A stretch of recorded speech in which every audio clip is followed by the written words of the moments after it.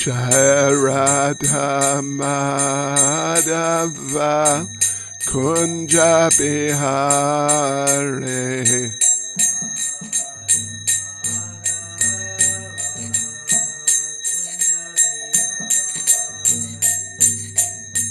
Gopi Jana Ballava Giribaradhari.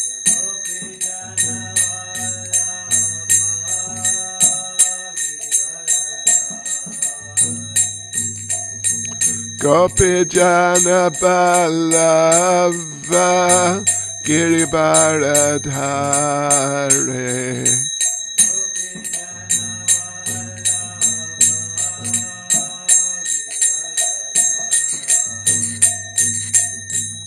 Yashodanandana Vraja Janaranjana.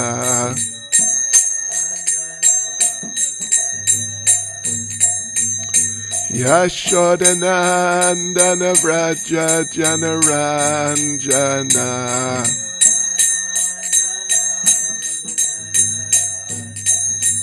Yamunatira Vanachare.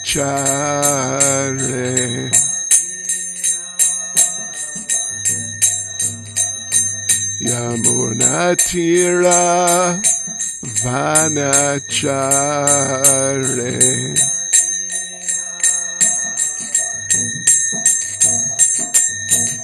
Jai Radha Madhava Kunja Bihari.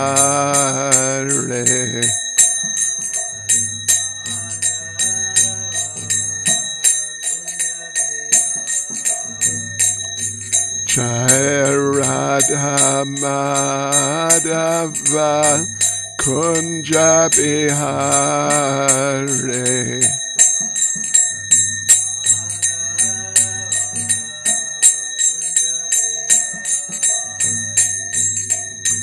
Gopi Jana Ballava Giribaradhari.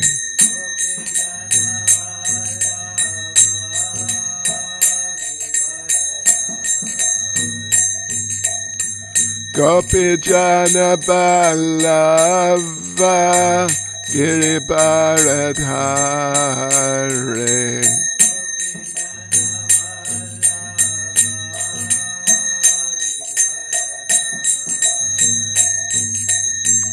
Yashodanandana Vraja Janaranjana.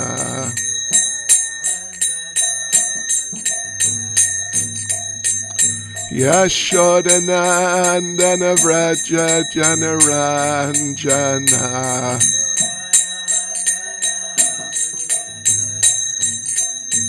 Yamunatira Vanachare.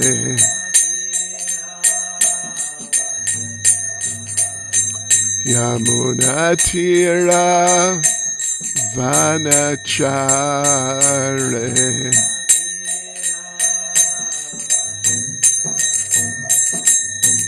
Jai Radha Madhava Kunja Bihari.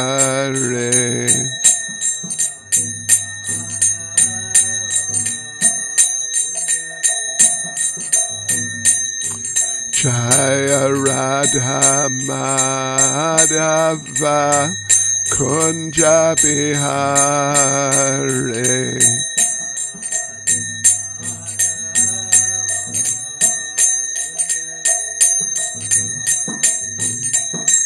Gopi Jana Ballava Giribaradhari.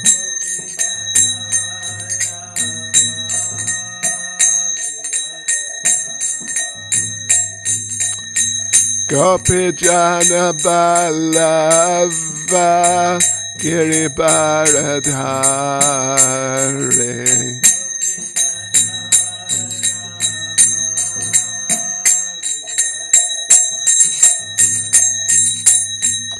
Yashodanandana Vraja Janaranjana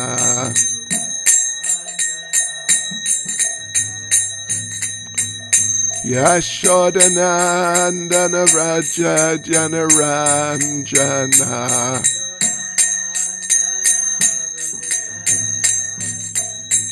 Yamunatira Vanachare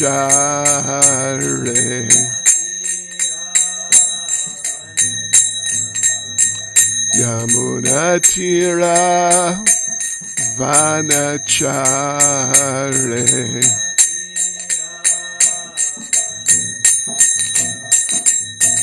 Jaya Radha Madhava Kunja Bihare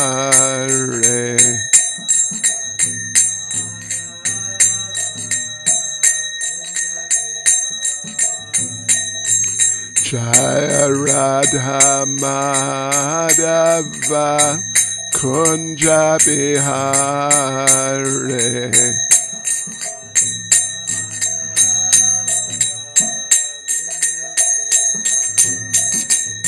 Jai Prabhupada, Jai Prabhupada, Jai Prabhupada, Jai Prabhupada.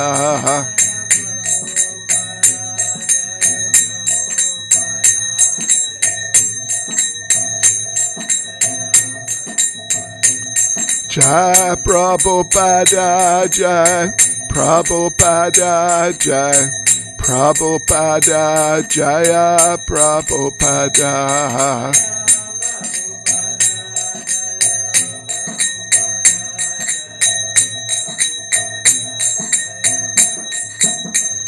Jai Prabhupada, Jai Prabhupada, Jai Prabhupada, Jaya Prabhupada.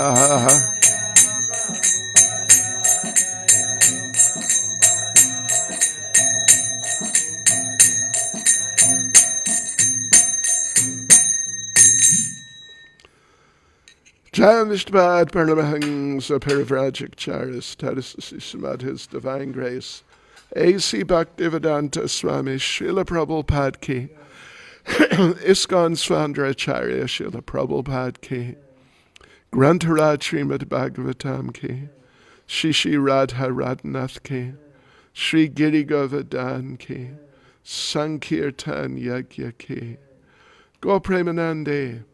All glories to the assembled devotees. All glories to the assembled devotees. All glories to the assembled devotees. All glories to Sri Guru and Sri Gauranga. All glories to Srila Prabhupada.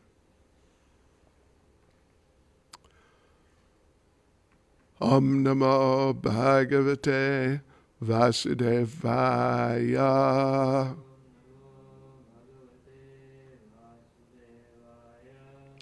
Om Namo Bhagavate Vasudevaya.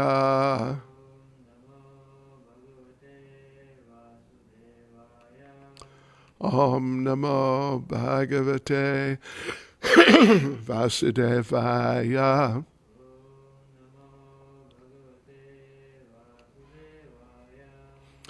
Srimad Bhagavatam, Canto 4, Chapter 4. Sati quits her body. Text 9. And I'll just read the verse.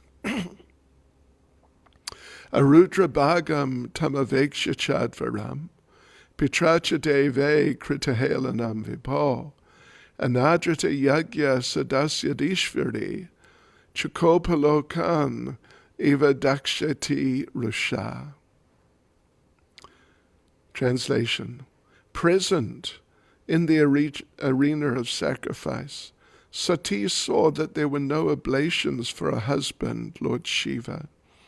Next, she realized that not only had her father failed to invite Lord Shiva, but when he saw Lord Shiva's exalted wife, Daksha, did not receive her either. Thus she became greatly angry, so much so that she looked at her father as if she were going to burn him with her eyes. Purport by Srila Prabhupada. By offering oblations in the fire while chanting the Vedic mantra Swaha, one offers respect to all the demigods, great sages, and pitas, including Lord Brahma, Lord Shiva, and Lord Vishnu. It is customary that Shiva is one of those who are offered respects, but Sati, while personally present in the arena, saw that the Brahmins did not utter the mantra offering oblations to Lord Shiva, Namaha Shivaya Swaha. She was not sorry for herself, for she was ready to come to her father's house without being invited, but she wanted to see whether or not her husband was being respected. To see her relatives, her sisters and mother, was not so important. Even when she was received by her mother and sisters, she did not care, for she was most concerned that her husband was being insulted in the sacrifice. When she marked the insult, she became greatly angry, and she looked at her father so angrily that Daksha appeared to burn in her vision. Arudra bhagam tamaveksha chadvaram pitracha deve kritahelanam vibho anadrita yagya sadasya dishvari chakopalokan eva dakshati risha. Present in the arena of sacrifice, Sati saw that there were no oblations for her husband, Lord Shiva. Next, she realized that not only had her father failed to invite Lord Shiva, but when he saw Lord Shiva's exalted wife, Daksha did not receive her either. Thus she became greatly angry, so much so that she looked at her father as if she were going to burn him with her eyes. Nama Om Vishnupadaya Krishna Presta Bhutale Srimati Bhakti Vedanta Swami Niti Namane Namaste Saraswati Deve Gauravani Pracharne Nera Vishesha Shunyavadi Pastya Chadesh Tarne Sri Krishna Chaitanya Pramanityananda Shri Advaita Gadadha Shivasadi Gaura Bhaktavrinda Hare Krishna Krishna Krishna Hare Hare Hare Rama Rama Rama Hare Hare Vanchakapaturubhyascha Kripa Sindhubhya Evacha Patitanam Pavanebhyo Vaishnavebhyo Namo Namaha. Srila Prabhupada Ki Jai. So Sati, her condition is, well, she's in quite a state, at least that we could say to start off with. She left her place of residence, where she lives with Lord Shiva, and he, of course, had, as nicely as he could manage, he had been trying to dissuade her from going, because he knew exactly what was going to happen, which is exactly what has happened. So as nicely as he could, he was trying to dissuade her, but she, at least according to the verses, she wasn't really concerned about the yajna itself, being there, taking part, and that she was more concerned with meeting her relatives and friends. So, and Lord Shiva tried to stop her, as we read, of course, and persuade her that it was not going to be good for her to go. But Sati wanted to go so much, she just couldn't tolerate being stopped. And so she looked at him, we read, basically the same way. The same sort of terminologies are used, as if she was going to burn him up with her eyes. And here also, she feels like she's so angry it's like she looks at her father in that sort of mood, and a lot is, for people who are sensitive enough, they can see the consciousness of a person by their eyes, by their faces certainly, and like this they're able to understand what's the situation, with this person. And in this case she was so angry, and it was just, she was radiating that. In a at least related way to how she was looking at Lord Shiva when he was trying to stop her from going, or speak to her to influence her not to go. So then she arrived, she met her mother and her sisters, and it was, from their side at least, a very, very warm reception. But as we read in the previous purport, verse and purport, she didn't respond. They said nice things, greeted her, and, we can understand, at least from our own experience, nice to see you, haven't seen you for so long, those types of things. She didn't reply, because she already understood that her father had an extremely bad attitude towards her. How did she understand?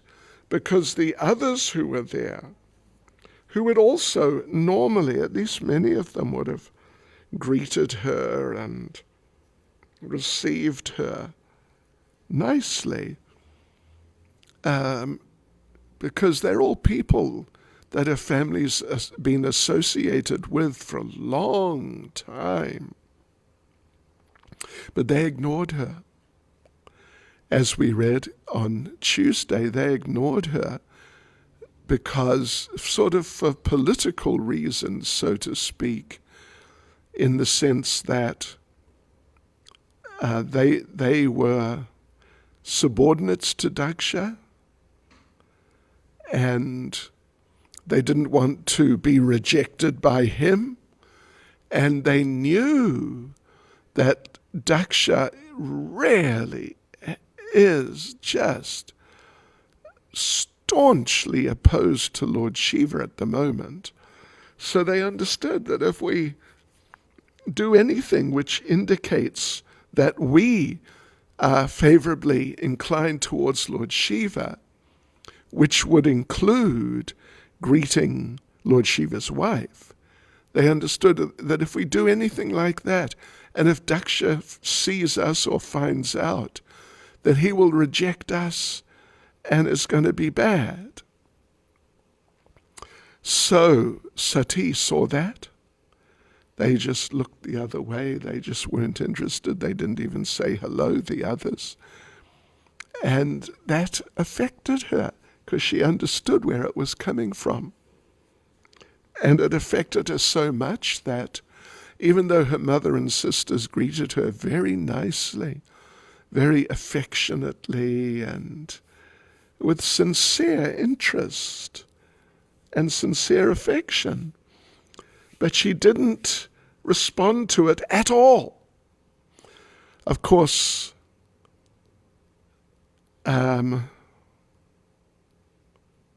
it's etiquette that when a guest comes, any guest, even an enemy, you must offer them, first of all, a seat, then some water, then some food. Well, no, a seat, some sweet word, anyway, whatever the order is, but maybe sweet words, then a seat, then water, then something to eat. This is the etiquette. So her mother and sisters, they offered her, it was specifically mentioned, they offered her a seat. Of course, they offered very sweet words, and surely they would have offered water and some prasadam, but she was just not interested. And as described in this purport here, the verse and purport, it was specifically because she could understand that Lord Shiva was being disrespected. And as Srila Prabhupada makes the point that she was not sorry for herself,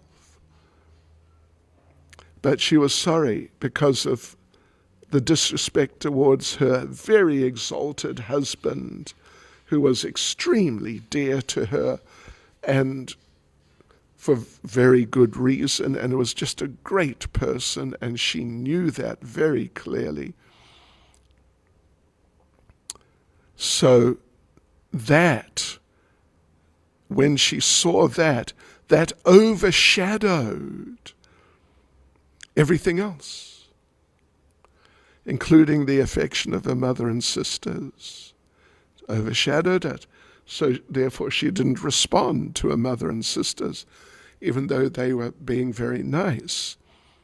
And she wasn't even so angry with the demigods and sages and others who were there, because she understood why they were doing like that. It was all coming back to her father, and she was really, really angry with her father. So therefore, when she saw him, she looked at her father so angrily that Daksha appeared to burn in her vision. And it's literal, really. Just like, who was it? Not Katvanga, but in the 10th canto, Muchukunda.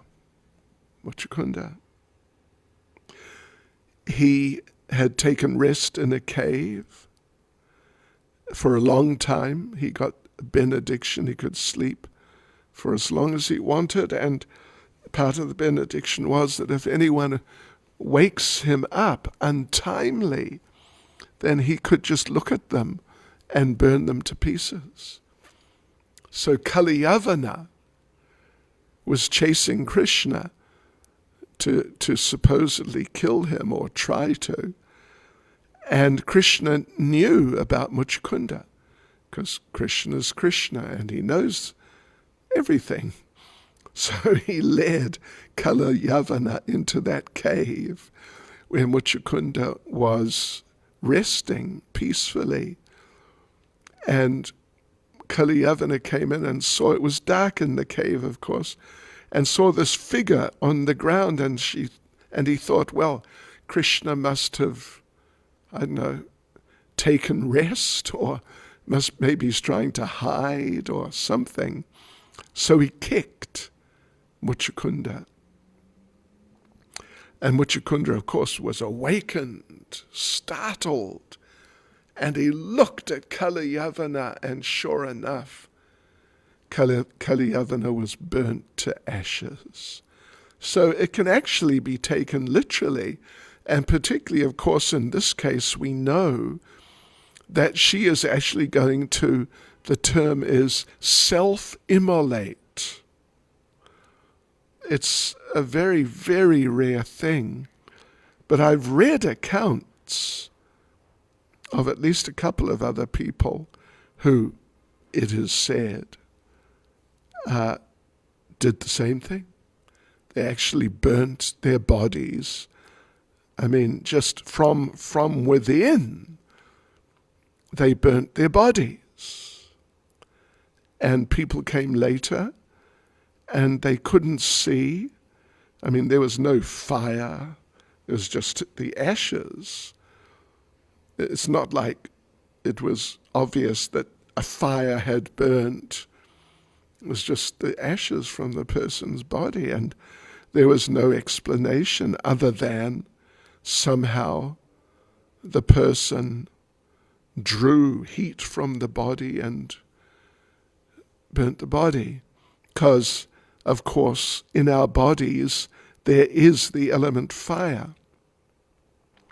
In an elemental sense, or on an elemental level, there is fire within the body. Therefore, because there's fire, the element, at least fire, is existing within the body. Therefore, our bodies are warm. Like right now, the temperature, I don't know what the temperature is exactly, but 19. Our bodies are 38, 37. Yeah, our bodies are much warmer than the air temperature right now. So how is that? How could it be? It's understandable if you're in a direct sunshine, it's very hot and you feel hot. It's understandable. Or you're in some freezing cold like snow and in a Russian winter. And you get cold. It's understandable. But when the temperature is 19 and your body is 37 or something like that, how does it happen? It's only possible because the element fire is within our bodies. So, well, anyway, as we know already, this is what's going to happen.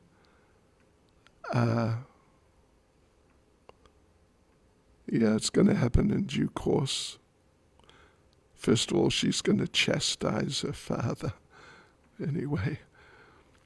But then she's going to just sit down and draw the element fire from her body and just inflame it further until her body actually catches fire.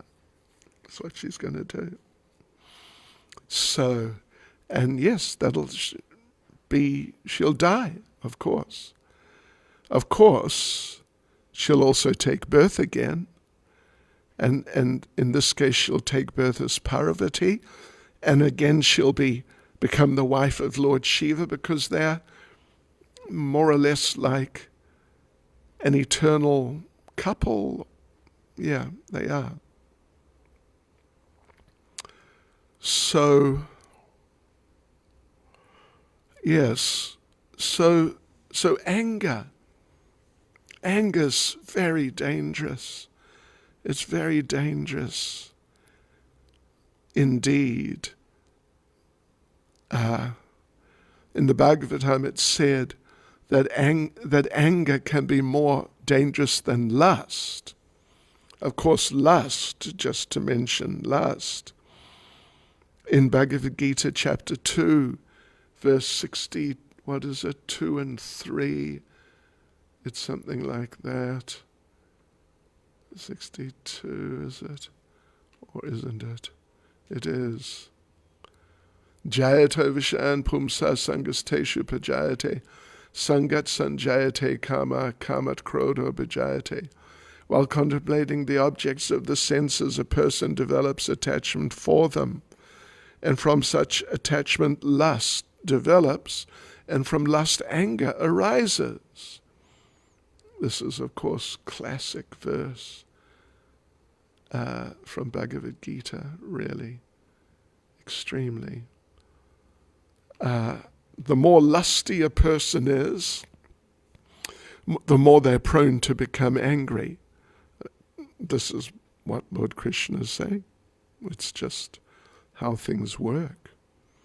So, it's an interesting point in and of itself that if you find a person who's just angry, they're just prone to get upset and disturbed and show it and express it when at times or in situations where other people wouldn't.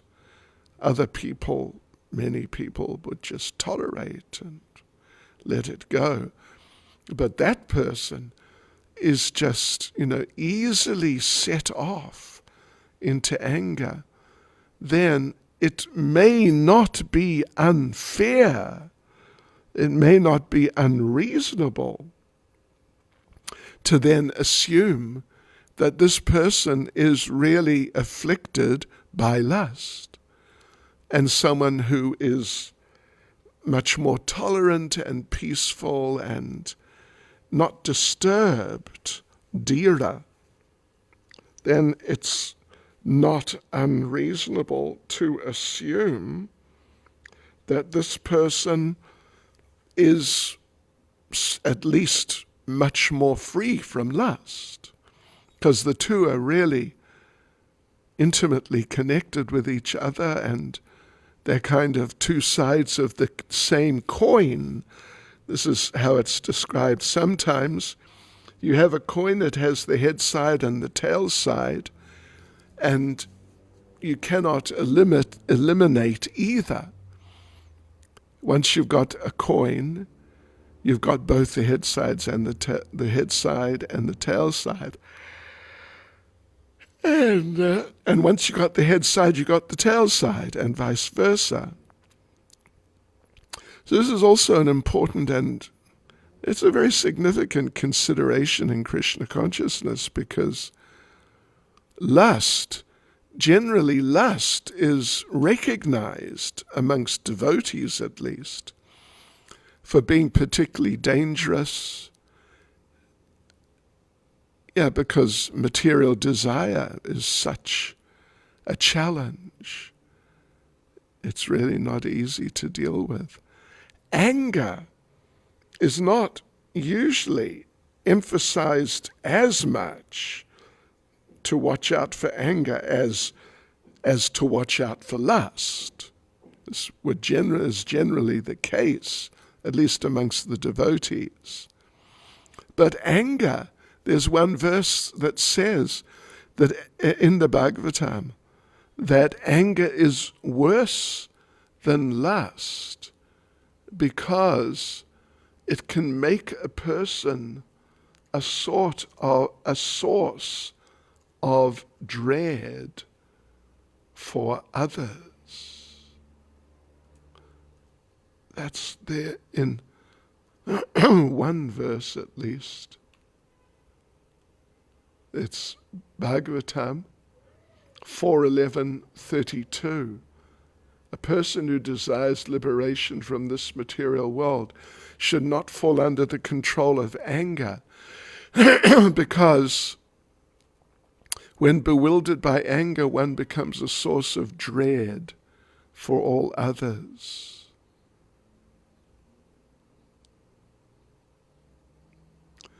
Prabhupada says in the purport, a devotee or saintly person should not be dreadful to others, nor should anyone be a source of dread to him.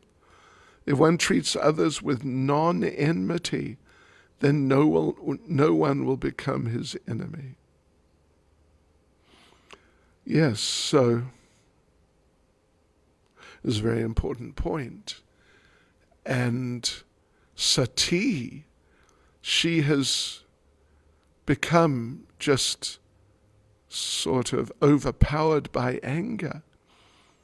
Now, twice in just the last, whatever it's not been a long period of time at all. Angry, very angry at first with Lord Shiva for trying to dissuade her from going, even though he was simply doing it for her own benefit, and he knew the extreme danger of her going. So she became just so angry with him. And then when she left, we read that she left as quickly as possible so that no further attempt could be made to stop her and slow her down. Yeah. And then she arrived, and this, we've been reading for the last couple of days. So anger is very dangerous. And lust, which is a relative of anger, such a close relative, is extremely dangerous. And as devotees, we have to really try to cultivate a mood of tolerance, and particularly when there's insult towards us, we really have to develop a mood of tolerance. And ultimately, even what to speak of being insulted, like this is the thing here with Sati, is she's being insulted by her father, ignored. And her husband, Lord Shiva's being insulted by being left out. But at least for ourselves, we have to understand, because it's true, and to not understand the truth is a serious problem. But we have to understand the fact that when we're insulted or even physically abused or just that sort of thing, anything bad materially, anything good which comes our ways, materially, generally we should understand Krishna's in control, and Krishna has arranged this, so therefore I must accept it in that mood and not just respond in a self-centered emotional way. In a sense, this is what's happened to Sati. So, yes, because Krishna is behind everything in the lives of the devotees. Not a blade of grass moves without the sanction of the Lord, Srila Prabhupada would say sometimes. And particularly in the lives of the devotees, particularly those who are sincerely, like Sati. In her way, she's very sincere devotee. So particularly in the cases of the sincere devotees, whatever happens in their lives is in one way or another Krishna's mercy. We read in Prabhupada Lilamrita last week, wasn't it? It was. Or was it this week? Anyway, we read very recently. Prabhupada was being interviewed in Delhi, and there was a sort of a war or something going on between India and Pakistan. And sometimes the Pakistani planes would come and bomb. And Prabhupada was in Delhi, which is the capital. And so an obvious target for the Pakistanis. And so Prabhupada was being interviewed, and some Pakistani planes flew overhead. And the lights are turned off, and everyone's got to be super careful. And the interviewer tried to arouse some nationalistic, anger, I guess you'd say, from Srila Prabhupada, that look at what the Pakistanis are doing to us Indians. But Prabhupada wouldn't be drawn into it. Just wouldn't be drawn into it. And he said that, he said, we're always in danger. That was what the man was saying. It's a national danger. And Prabhupada was saying, we're always in danger. Birth, death, old age, and disease. Why just feel we're in danger now? It's very short-sighted. It's very foolish. And the man was trying. Anyway, I think if you were present, you would remember the man was trying to get some response anti-Pakistan from Prabhupada, but Prabhupada would not be lured into it. Because Prabhupada was saying that if Krishna's going to kill you, that's it. Don't become resentful or anything like that, but accept it in Krishna consciousness as being Krishna's arrangement, Krishna's mercy. There's a famous story about apparent inauspiciousness, which is actually Krishna's mercy.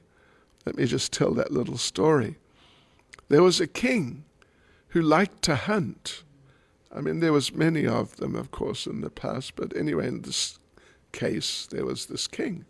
He liked to hunt, and when he went out hunting, he would take his minister, his main advisor, with him. So one day they were out, and they got lost. They got lost. And what happened? They got lost. And the king was... Oh, no. First of all, the king was trying to fire an arrow at some creature, and the arrow slipped and cut off the top of one of his thumbs. That's right. And he got so upset. Look at my thumb. This is terrible. Oh my gosh. And the minister, who was a staunch devotee, said, actually it was Krishna's mercy. And the king said, what do you mean Krishna's mercy? Look at this. This is not mercy. It's terrible. But the minister was insisting, no, it's Krishna's mercy. And the king got so angry he had him arrested and thrown in prison. The minister was thrown in prison. So after some days or however long, the king's thumb sort of, I don't know, maybe didn't exactly recover, but it wasn't too bad. It was, recovering. And he decided to go out hunting again, but the minister was locked in jail, so he didn't go, obviously. So they're out in the forest. The king got lost, and he got arrested by a band of Aboriginal types who decided they were going to offer him the great honor, privilege of being offered as a human sacrifice to Mother Kali. So, and he couldn't escape. And he's trying to say I'm the king, and they just didn't care.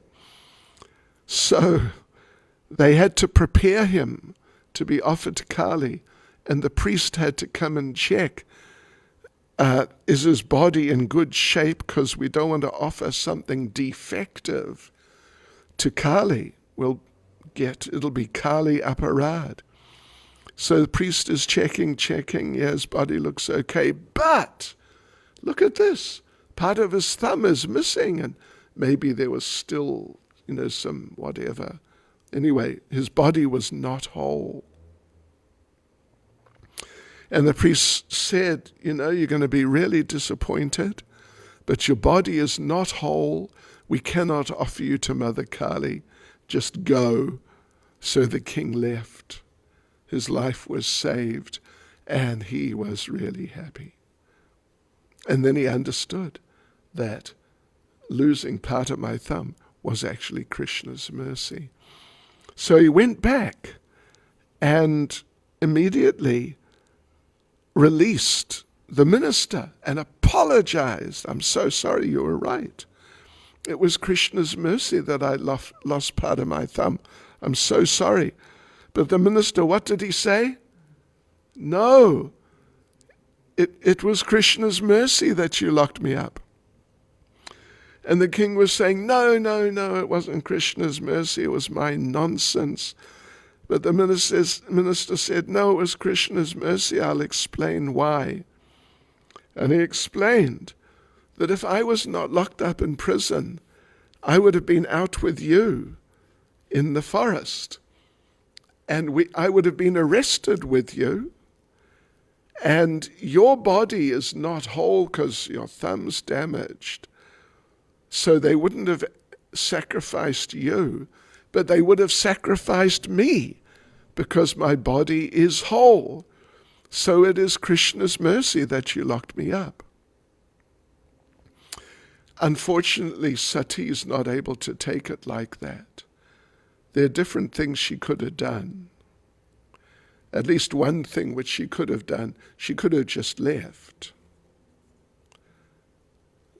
That generally is, like the general type of advice for devotees who hear blasphemy, criticism like that if they cannot stop the person from criticizing, then devotees should leave the place. This is standard behavior. So this is what happened in this case. She could have left, but she didn't leave. And she just got so worked up about it that she gave up her life. And of course, Lord Shiva was not happy. And his followers who had gone with Sati, they were not happy at all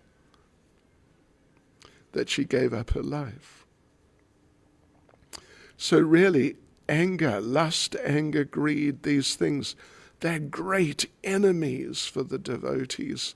And devotees really have to try to avoid them, if or when they may try to afflict us and attack us. Hare Krishna. Srila Prabhupada ki jai.